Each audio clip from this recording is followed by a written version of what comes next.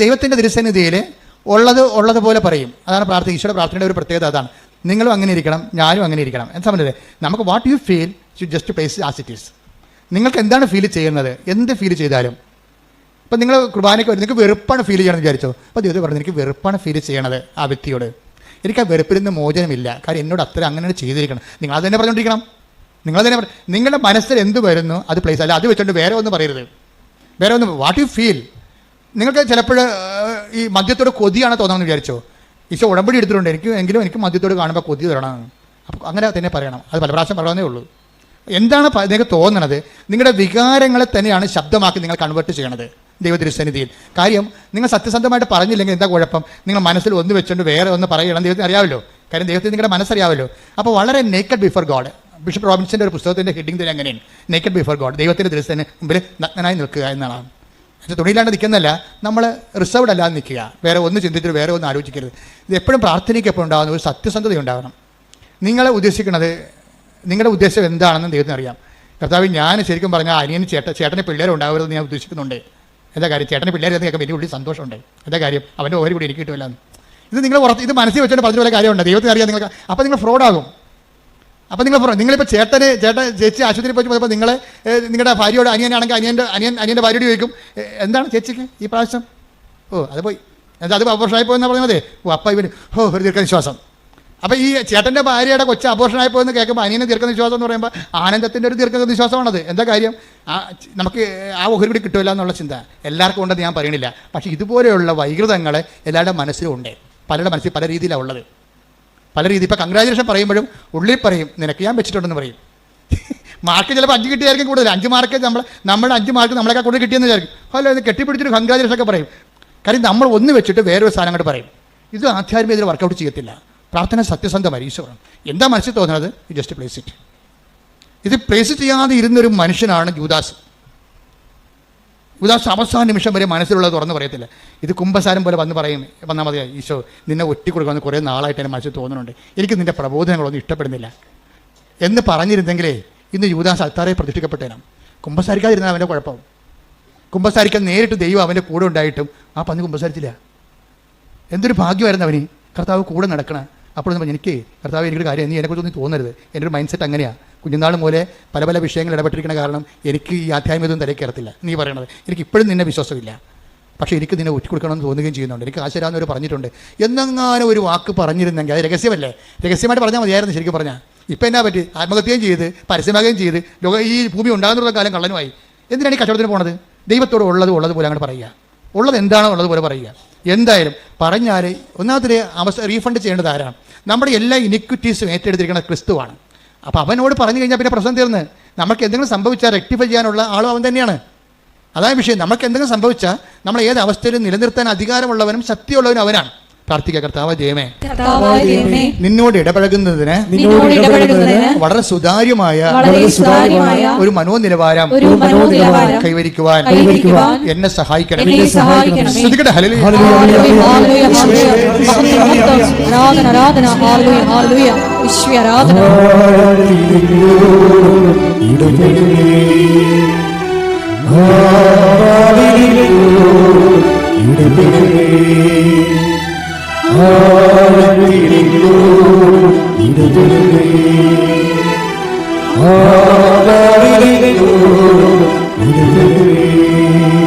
പരിശുദ്ധ പരമദിവ്യകാരുണ്യത്തിന്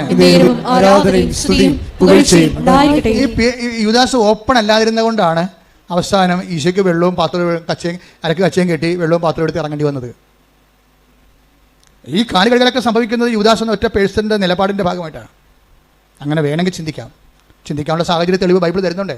ഞാൻ ആ പ്രൊഫഷൻ ഉപയോഗിച്ചുകൊണ്ടാണ് ധ്യാനിക്കുന്നത്. എന്താ പറയണത്?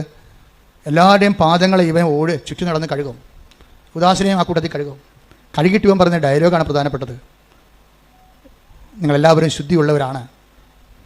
അതാ കുളി കഴിഞ്ഞവൻ്റെ പാദങ്ങൾ മാത്രം കഴുകിയാൽ മതി എന്ന് പറഞ്ഞ് പറയും നിങ്ങളെല്ലാവരും ശുദ്ധിയുള്ളവനാണ്, പക്ഷേ ഒരാളല്ലെന്ന് പറയും.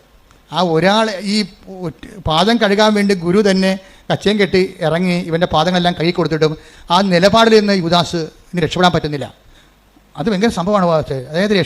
അതായത് നമ്മുടെ ഒരു പാപാവസ്ഥയിൽ നിന്ന് രക്ഷപ്പെടാൻ പറ്റാത്ത അവസ്ഥ, എനിക്ക് തോന്നുന്നു അതാണ് ഏറ്റവും വലിയ ദുരന്തമെന്ന് തോന്നണം. ഇപ്പോൾ കൃപാസന അമ്മ പറയുന്ന ഒരു വാക്ക് ദുരന്തം ഉണ്ടാകാൻ പോകുന്നു എന്ന് പ്രാർത്ഥിക്കണമെന്നല്ലേ. ആധ്യാത്മിക ദുരന്തങ്ങളിൽ ഒന്ന് നമ്മളുടെ ഒരു സ്ഥിതിവിശേഷത്തിൽ നിന്ന് രക്ഷപ്പെടാൻ പറ്റുന്നില്ല.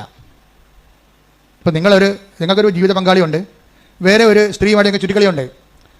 അപ്പോൾ നീ എന്താ പറയണത്? ഒക്കെ ശരിയാവും. അപ്പം രണ്ടാമത്തോട് ചോദിക്കും, ഓരോ മനുഷ്യ അവൾ നിങ്ങളെന്നെ ഉപേക്ഷിച്ച് കളയുക? അല്ല, ഒരിക്കലും എൻ്റെ കടുത്ത തല ഉണ്ടെങ്കിൽ ഞാൻ ഉപേക്ഷിക്കത്തില്ല. എന്നിട്ട് യൂദാസ് അവൻ മാറാൻ അവന് പറ്റണില്ല. ശരിക്കും പറഞ്ഞാൽ അവന് പറ്റണില്ല, അതാണ് പ്രശ്നം. അപ്പം അങ്ങനെ വരുമ്പോൾ അത് ഇതുപോലൊരു വിഷ സർക്കിളിൽ ചെന്ന് ചാടും. ഒരു ബ്ലാക്ക് റിലേഷനിൽ ചെന്ന് നിങ്ങൾ ചാടി വിചാരിച്ചു. നിങ്ങൾ ദൈവത്തോട് എപ്പോഴും തുറന്ന് പറയണം. തുറന്ന് പറയുമ്പോൾ ഒരു കാപട്യം അതിൻ്റെ അകത്തുണ്ട്. എന്ന് വെച്ചാൽ നിങ്ങൾ പറയും, ദൈവമേ ഈ അപരാധി ബന്ധത്തിൽ നിന്ന് എന്നെ രക്ഷപ്പെടുത്തണമേ എന്ന് പറയുമ്പോഴും, ദൈവമേ നീ തീരുമാനം അങ്ങനെ എടുത്ത് പോരുത് കേട്ടാന്ന് പറയും. മനസ്സിലായില്ലേ? ഇതിൻ്റെ അകത്താണ് ഈ മനുഷ്യത്തെ കിടന്ന് കളിക്കാൻ കളി. എന്ന് വെച്ചാൽ നമ്മൾ തുറന്ന് സംസാരിക്കുകയും ചെയ്യും. ഇപ്പം എന്തെങ്കിലും ദുശ്ശീലൊക്കെ ഉണ്ടെന്ന് വിചാരിച്ചോ, സ്ട്രിഞ്ച് എടുക്കുന്ന പരിപാടി എന്തൊക്കെ ഉണ്ടെന്ന് വിചാരിച്ചോ, അത് കളയണം. നിങ്ങൾക്ക് ആഗ്രഹമുണ്ട്, കളയണം. ദൈവത്തോട് പ്രാർത്ഥിക്കുമ്പോഴും നിങ്ങൾ ഉള്ളിൽ പ്രാർത്ഥിക്കണം, ദൈവമേ എന്തെങ്കിലും ഒരു സംഭവം തടയില്ലാതെ എങ്ങനെ ജീവിക്കും മനുഷ്യൻ? എന്തെങ്കിലും ഒരു പാളം തെറ്റിയ പരിപാടി ഇല്ലാതെ എങ്ങനെ ഞാൻ സർവൈവ് ചെയ്യും? എൻ്റെ ദൈവവേദന അതുകൂടി നീ ദൈവത്തിനെ ഏൽപ്പിക്കണം. കർത്താവ്, ഞാൻ ഇങ്ങനെ ചിന്തിക്കുന്നുണ്ട്, എനിക്ക് ഈ ഒരു ദുഷിച്ച ബന്ധത്തിൽ നിന്ന് രക്ഷപ്പെടാൻ ആഗ്രഹമുണ്ട്, അത് ഞാൻ നിന്നോട് തുറന്ന് പറയുന്നുണ്ട്. പക്ഷേ അപ്പോഴും എനിക്ക് പേടിയാണ്, നീ എങ്ങനെ ഇടപെട്ടിട്ട് അവൾ വല്ലതും ചത്തുപോകുകയും ഞാൻ വല്ല വണ്ടിക്കടിയിൽ പോകുകയൊക്കെ ഞാൻ സംഗതി കുഴപ്പമാണ്. അതൊന്നും വേണ്ട കർത്താവ്, നീ എന്നോട് ക്ഷമിച്ചാൽ മതി, ഞാൻ ഈ ബന്ധം കണ്ടിന്യൂ ചെയ്തോളാം. അതാ പ്രശ്നം. നീ എന്നോട് അപ്പോൾ ദൈവത്തിൻ്റെ അടുത്ത് പറഞ്ഞത് എന്തിനാണ്? നിൻ്റെ ചുറ്റിക്കളെല്ലാം കറക്റ്റാകുകയും ചെയ്യണം, ദൈവം നിന്നോട് ക്ഷമിക്കുകയും ചെയ്യണം. ദിസ് ഈസ് കാപട്ട്, ഇത് ഫ്രോഡാണ് ഈ പരിപാടി. നീ തുറന്ന് പറയുമ്പോൾ തന്നെ ഉള്ളിരിപ്പെല്ലാം തുറന്ന് പറയണം. പിതാവിനോട് തുറന്ന് പറയാൻ പറ്റാത്തൊരു കേസ് കെട്ടാണ് ഇപ്പോൾ ഈശോ പ്രാർത്ഥിക്കുന്നത്. എന്താ കാര്യം? ഇതിനു വേണ്ടിയാണ് വന്നതെന്ന് പല പ്രാവശ്യം ഈശോ തന്നെ പറയുന്നുണ്ട്. പിന്നെ ഇതിനു വേണ്ടിയാണ് ഞാൻ ഈ ലോകത്തിൽ വന്നത്. ടേക്ക് ദ ബെഡ് അപ്പ്, ശ്രുതിക്കട്ടെ ഹല്ലേലൂയ.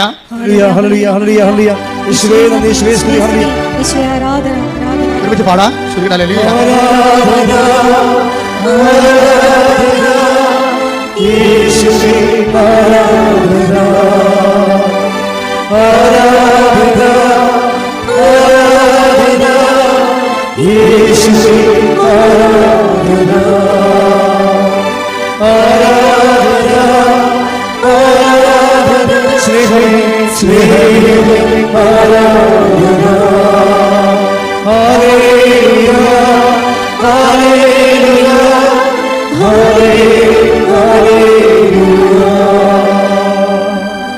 യോഹന്നാൻ 9:39 യേശു പറഞ്ഞു, കാഴ്ചയില്ലാത്തവർ കാണുകയും കാഴ്ചയുള്ളവർ അന്ധരായി തീരുകയും ചെയ്യേണ്ടതിന് ന്യായവിധിക്കായിട്ടാണ് ഞാൻ ഈ ലോകത്തിലേക്ക് വന്നത്. ന്യായവിധിയെല്ലാം കഴിയാൻ സംഭവം എന്ന് പറയുന്നത് കർത്താവിന്റെ തിരുമരണം കഴിഞ്ഞിട്ടാണ് ന്യായവിധി വരണത്. ന്യായവിധി തന്നെ എപ്പോഴാണ്? 25-35 വരണത്. അനന്തരം രാജാവ് തന്റെ വലതുവശത്തുള്ളവരോട് പറഞ്ഞു, 25-35 വായിച്ച ശ്രുതിയുടെ ഹല്ലേലൂയ.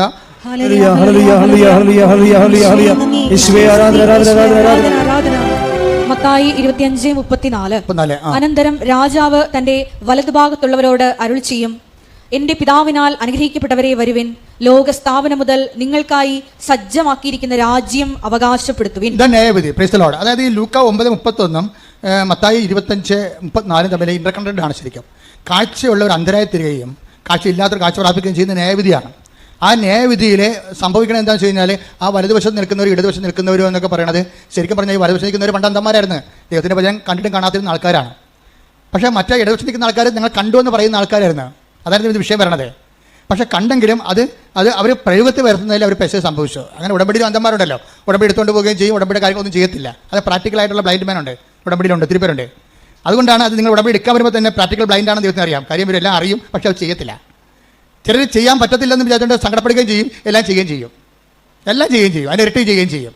അപ്പോൾ ഇതുപോലെ ഒരു ന്യായവിധിയെക്കുറിച്ച് സംസാരിക്കുമ്പോഴേ കർത്താവ് അത് കുരിശുമരണത്തിലൂടെ നേടിയെടുക്കുന്ന അന്ത്യവിധി ആയിട്ടുള്ള കർത്താവാണ്. അപ്പോൾ കർത്താവ് അവൻ ദൈവവും കർത്താവും അല്ലേ.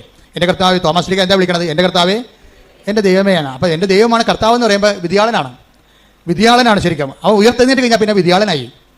കർത്താവ് മരണത്തെ ജയിച്ചു കഴിഞ്ഞ് കർത്താവ് പാപത്തിന് പരിഹാരം ചെയ്ത് കഴിയുമ്പോൾ അവൻ മരണത്തെ ജയിച്ചു. അപ്പോൾ വിധിയാളനായി, കർത്താവായി. അതാണ് എൻ്റെ കർത്താവേ എന്ന് വിളിക്കുന്നത്. എൻ്റെ കർത്താവ് ആരാണ്? ദൈവമാണവൻ. അപ്പോൾ എൻ്റെ കർത്താവ് എൻ്റെ ദൈവം എന്ന് വിളിക്കുമ്പോൾ ഈ വിധിയാളനാകുന്നതിന് മുമ്പ് ഉള്ളതാണ് കുരിശുമരണം, പാപത്തിന് പരിഹാരം ചെയ്യുന്നുള്ളത്. അപ്പോൾ ഇതിനു വേണ്ടി ഈ 9:31 ഇതിനു വേണ്ടിയാണ് ഞാൻ ലോകത്തിലേക്ക് വന്നതെന്ന് പറയുമ്പോൾ ഇത് ക്രൂസിഫിക്ഷൻ ഈസ് ഇൻക്ലൂഡഡ് ദെയർ. കർത്താവിനറിയാം ഈ ന്യായവിധിയെല്ലാം നടക്കുന്നത് പാപത്തിൻ്റെ മേൽ ശരീരത്തിന് ശിക്ഷ വിധിച്ച് കഴിഞ്ഞിട്ടാണെന്ന്. പാപത്തിൽ ശരീരത്തിന് ശിക്ഷ വിധിച്ചിട്ട് പാടാം. യേശുവേ നന്ദി ഹല്ലേലൂയ ഹല്ലേലൂയ ഹല്ലേലൂയ ഹല്ലേലൂയ ഹല്ലേലൂയ യേശുവേ സ്തുതി ഹല്ലേലൂയ ഹല്ലേലൂയ ഹല്ലേലൂയ യേശുവേ ആരാധന ആരാധന ആരാധന ആരാധന യേശുവേ നന്ദി മഹത്വം മഹത്വം മഹത്വം മഹത്വം ഹല്ലേലൂയ ഹല്ലേലൂയ ഹല്ലേലൂയ ഹല്ലേലൂയ യേശുവേ നന്ദി യേശുവേ സ്തുതി ഹല്ലേലൂയ ഹല്ലേലൂയ ഹല്ലേലൂയ ഹല്ലേലൂയ ഹല്ലേലൂയ ഹല്ലേലൂയ കൈയടിച്ചോട്ടെ. യേശു ജീവനാണ്